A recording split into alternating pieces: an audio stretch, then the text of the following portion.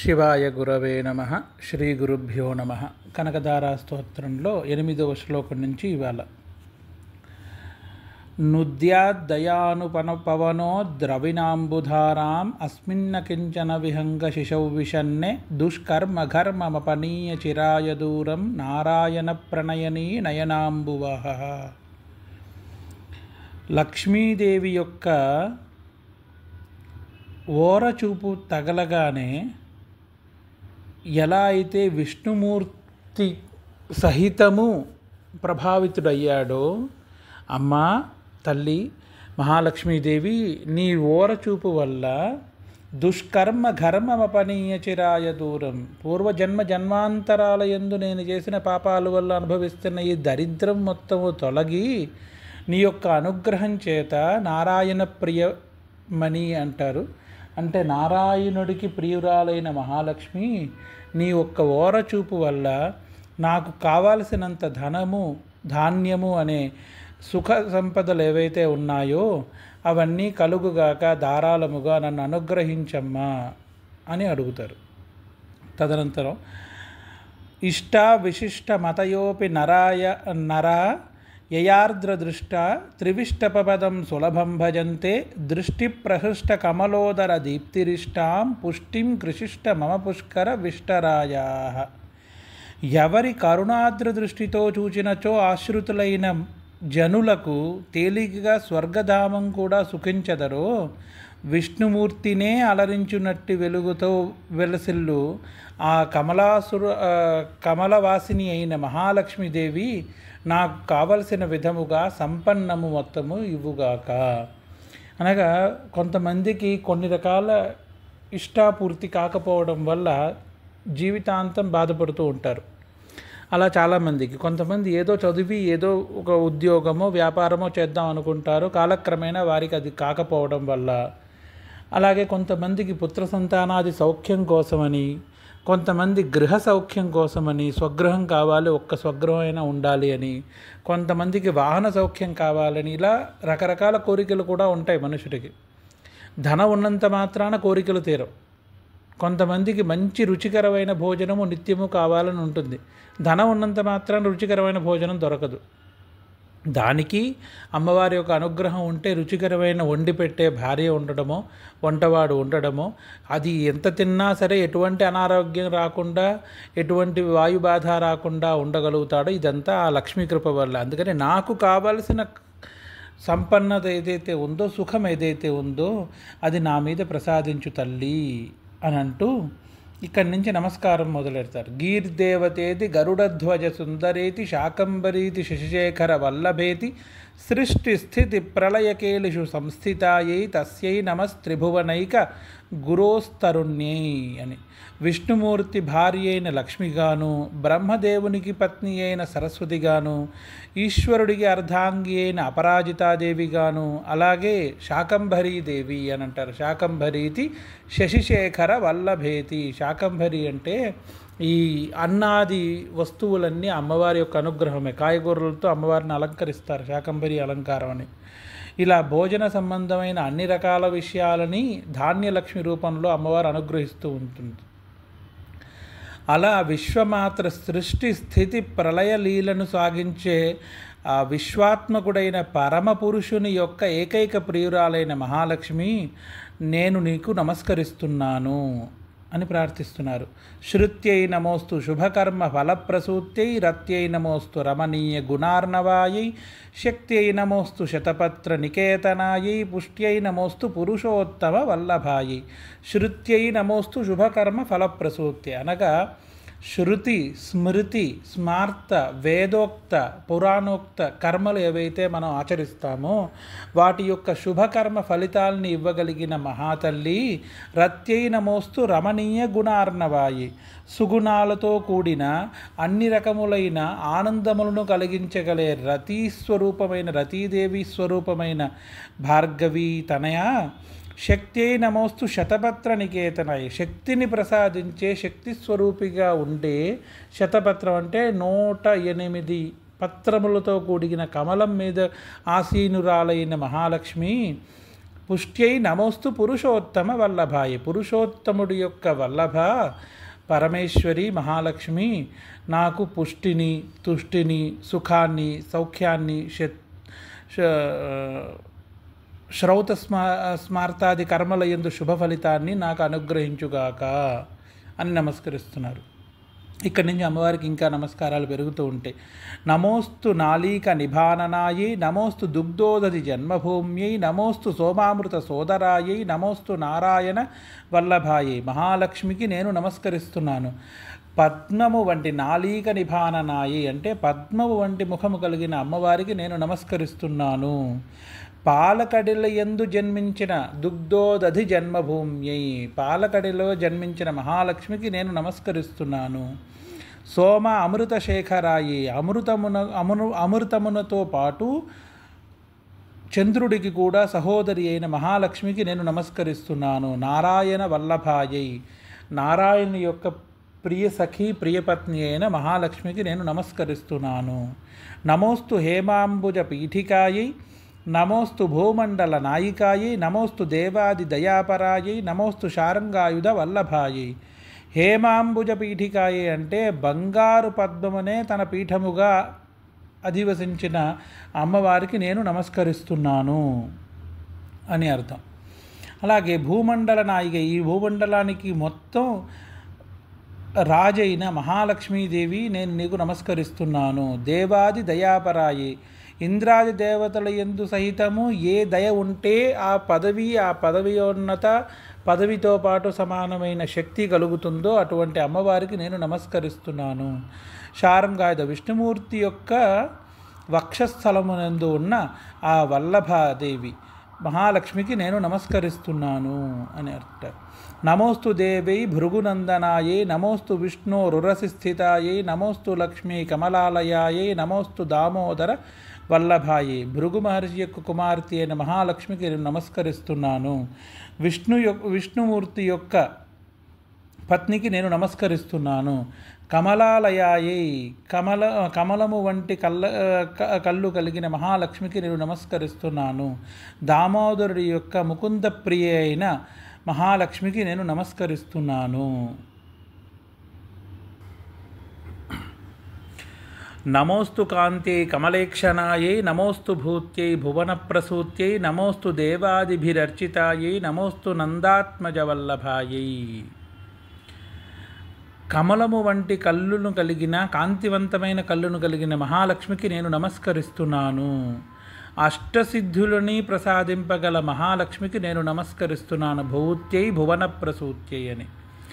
దేవాదిభిరర్చతాయి, ఇంద్రాది దేవతలచే ఎప్పుడూ అర్చింపబడే మహాలక్ష్మికి నేను నమస్కరిస్తున్నాను. శ్రీకృష్ణుడి యొక్క నందాత్మజ వల్లభాయి, శ్రీకృష్ణుడి యొక్క ప్రియురాలికి నేను నమస్కరిస్తున్నాను అని అన్నారు. ఇక దీని తర్వాత ప్రార్థన. సంపత్కరాని సకలేంద్రియ నందనాని, సామ్రాజ్యదాన నిరతాని సరోరుహాక్షి, త్వద్వందనాని దురితాహరణోద్యతాని, మామేవ మాతరనిశం కలయంతు మాన్యే. అనగా సంపత్కరాని సకలేంద్రియ నందనాని, సామ్రాజ్యదాన నిరతాని సరోరుహాక్షి అంటే అమ్మ ఒక్క నమస్కారం చేతనే, ప్రార్థన చేతనే ఇంద్రియములకు కావలసిన సుఖాలతో సహా, రాజరాజాధిపత్యముతో సహా, రాజ్యాధికారముతో సహా అన్నీ ఇవ్వగలగల, సకల పాపములను తొలగించగల, సకల శ్రాపములను విమోచనము చేయగల ఓ మహాలక్ష్మి, నీవెల్లప్పుడూ నన్ను పట్టుకునే ఉండుగాక అని ప్రార్థిస్తున్నాడు. మామేవ మాతరనిశం కలయంతు మాన్యే. నన్ను ఒక తల్లి బిడ్డను ఎలా పట్టుకుంటుందో అలా ఎప్పుడూ పట్టుకుని, దురిత హరణోద్యత అని చెయ్యకూడని పనులు కానీ తప్పులు కానీ ఏవైనా తెలిసి తెలియక చేసినా వాటిలన్నింటినీ క్షమించి నన్ను ఎప్పుడూ ఒక పుత్రులి వలె కాపాడుమా అని ప్రార్థిస్తున్నారు. యత్కటాక్ష సముపాసనా విధి సేవకస్య సకలార్థ సంపద సంతనోతి వచనాంగమానసై త్వాం మురారి హృదయేశ్వరీం భజే. అమ్మా మహాలక్ష్మి, ఎవరు కటాక్షమును కోరుచు మనసా వాచా కర్మణ ఉపాసించిన భక్తులు అష్టైశ్వర్యములు సమకూడుతాయో అట్టి హరిప్రియమైన నిన్ను నేను శ్రద్ధతో పూజిస్తున్నానమ్మా. నా యందు దయతో పరిపూర్ణమైన అనుగ్రహాన్ని ప్రసాదించు. సరసిజనయనే సరోజహస్తే ధవలతరాంశుక గంధమాల్యశోభే భగవతి హరివల్లభే మనోజ్ఞే త్రిభువనభూతికరి ప్రసీద మహ్యం. సరసిజనయనే, తామ్రపత్రము లాంటి కన్నులతో, సరోజహస్తే, తెల్లటి మంచి కోమలమైన చేతులతో, ధవలతరాంశుక గంధమాల్య శోభే, సుగంధ పరిమళముతో కూడిన తెల్లటి చర్మంతో, హరివల్లభురాలైన ఓ మనోజ్ఞే అమ్మవారు మహాలక్ష్మి, ఈ ముల్లోకములున్న సంపదలను నాకు అనుగ్రహించుదానా, నన్ను దయచేసి అనుగ్రహించి నన్ను కృతార్థుణ్ణి చెయ్యి అని అడుగుతూ, దిగ్దంతిభి కనక కుంభ ముఖావసృష్ట స్వర్వాహిని విమలచారు జలప్లుతాంగీం ప్రాతర్నమామి జగతాం జననీమశేష లోకాధినాథ గృహిణీం అమృతాబ్ధిపుత్రీం. అభ్రమ, కపిల, పింగళ అనే దిగ్గజములు కలిసి ఆకాశగంగని అమ్మవారి యందు అభిషేకిస్తూ ఉంటుంది. చాలా చోట్ల మీరు చూసే ఉంటారు. మహాలక్ష్మి అమ్మవారు పటంలో రెండు పక్కల రెండు ఏనుగులు కలశంతో అమ్మవారి మీద అభిషేకం చేస్తూ ఉంటాయి. అది గజలక్ష్మి అమ్మవారిని మనం ప్రార్థిస్తూ ఉంటాము. ఆకాశగంగని ఆ కలశాల్లో తీసుకొచ్చి అమ్మవారి యందు అభిషేకిస్తూ ఉంటుందన్నమాట. అలా అభిషేకింపబడుతూ సుందరి అయిన లోకాధినాథ గృహిణి, లోకాధినాథుడైన శ్రీ మహావిష్ణువుకి ఇల్లాలైన మహాలక్ష్మిని అమృతాబ్ధిపుత్రి, అమృతాబ్ధి అంటే సముద్రపు యొక్క పుత్రిక అయిన మహాలక్ష్మిని నేను పొద్దున్నే లేచి నమస్కరిస్తున్నాను, స్మరించుకుంటున్నాను. కమలే కమలేక్షవల్లభే త్వం కరుణాపూరతరంగితైరపాంగై అవలోకయ మాం అకించనానాం ప్రథమం పాత్రమకృత్రిమం దయాయాః. నేను అమ్మవారిని దీనంగా అడుగుతున్నాడు అనమాట. కమలే కమలాక్షవల్లభే త్వం, విష్ణుప్రియ హరిప్రియ అయిన మహాలక్ష్మి, నేను దరిద్రుడిలోకెల్లా దరిద్రుడు నేనే. అందుచేత నీ కృపకి అందరికంటే ముందు పాత్రుడనైన వాడిని నేనొక్కడినే. నా మాటలలో ఎటువంటి నటన లేదు. అవలోకయ మాం అకించనానాం, కించిత్ కూడా సంకోచము వలదు. నీ యొక్క ఓరచూపు కరుణా కటాక్షములు నాపై చూపి నన్ను అనుగ్రహించమ్మా ముకుంద ప్రియ అని అమ్మవారిని ప్రార్థిస్తున్నాడు. బిల్వాటవీ మధ్యే లసత్సరోజే సహస్రపత్రే సుఖసన్నివిష్టాం అష్టాపదాంభోరుహ పాణిపద్మం సువర్ణవర్ణాం ప్రణమామి లక్ష్మీం. మారేడు చెట్లు యొక్క తోటలో మధ్యలో 1000 దళముతో కూడిన అమ్మవారు, 1000 దళములతో కూడిన పద్మం మీద అమ్మవారు సుఖ ఆసీనురాలై ఉంటుందన్నమాట. బంగారు వెన్నతో బంగారు కలర్ రంగుతో ప్రకాశించుతూ ఉంటుంది. అలాంటి అమ్మవారికి నేను నమస్కరిస్తున్నాను అని. ఈ మారేడు తోట అనగా దీనికి మీకు ఆరంభంలోనే చెప్పాను, శ్రీ సూక్తానికి సమానంగా ఉన్నదే ఈ కనకధారా స్తోత్రం. శ్రీ సూక్తంలో ఒక చోట ఒక వాక్యం వస్తుంది. ఆదిత్యవర్ణే తపసోధి జాతో వనస్పతిస్తవ వృక్షోథ బిల్వః తస్య ఫలాని తపసానుదంతు మాయాంతరాయాశ్చ బాహ్యా అలక్ష్మీ అని అంటారు.